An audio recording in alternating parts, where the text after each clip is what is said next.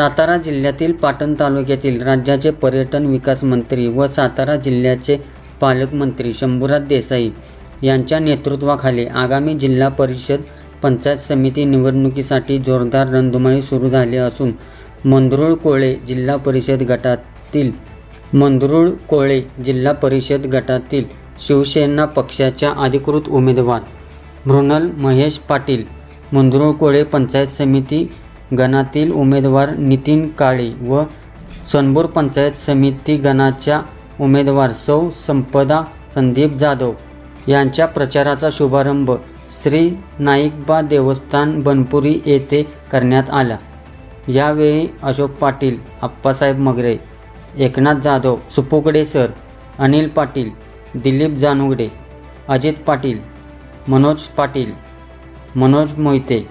Nana Sable, Jyotirao Kale, Shivaji Shewale, Vikas Giri Gosavi,